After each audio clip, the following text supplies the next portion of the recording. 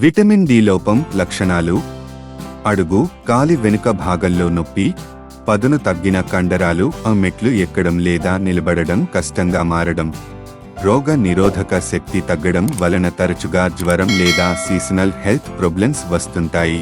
Mood సమస్యలు, ఈ దోహకం లేదా సీజనల్ డిప్రెషన్, సాడ్ అనిపించటం. పిల్లలలో రికెట్స్, ఎముకలు సాఫ్ట్ అవ్వటం, వంకరగా మారటం జరుగుతుంటాయి. కారణాలు: సూర్యరశ్మి తగ్గిపోయి ఉండటం, బయట ఎక్కువగా ఉండకపోవడం, బట్టలు పూర్తిగా కప్పుకోవడం, చర్మంలో మెలనిన్ ఎక్కువ ఉండడం వల్ల విటమిన్ డి తక్కువగా తయారవుతుంది, సన్ స్క్రీన్ ఎక్కువగా వాడటం, యూవీబీ పోర్స్ మూసుకుపోవడం. జీర్ణ సమస్యలు, సీలియాక్ లేదా క్రోన్ వ్యాధులు. విటమిన్ డి శరీరానికి ఉపయోగపడే రూపంలోకి మారడం కష్టం అవడం వలన కిడ్నీ, కాలేయ సమస్యలు వస్తుంటాయి. విటమిన్ డి లోపం వలన ఎవరిలో ఎక్కువ ప్రమాదం జరిగే అవకాశం ఉంది? వయసు ఎక్కువగా ఉండేవారు.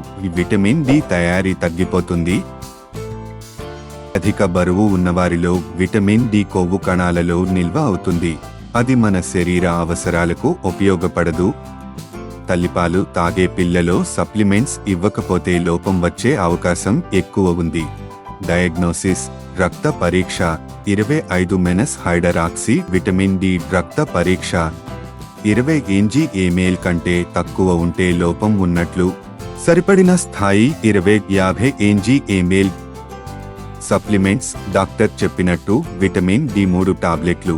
మాంసాహారం: చేపలు, సాల్మన్, మాక్రెల్, సార్డైన్స్, కోడిగుడ్డు, పచ్చసొన, కాలేయం, పటిష్టమైన పాలు, పండ్ల రసం, సోయా పాలు.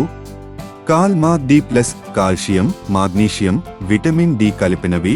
న్యూట్రిలైట్ ఉత్పత్తులు. విటమిన్ డి ప్లస్ సహజంగా పుట్టగొడుగుల నుండి తీసుకుంటారు. ప్రివెన్షన్: రోజుకి 15-20 నిమిషాలు సన్ స్క్రీన్ లేకుండా బయట ఉండండి. పటిష్టమైన ఆహారాలను తరచుగా తినండి. ఎక్కువ ప్రమాదం జరిగే అవకాశం ఉండేవారు రక్త పరీక్షలు చేయించుకోవాలి. లోపం తగ్గించకపోతే వచ్చే సమస్యలు: మహిళలు, పురుషులు, ఎముకలు సన్నగా మారడం, ఆస్టియోపోరోసిస్, ఎముకలు విరగడం.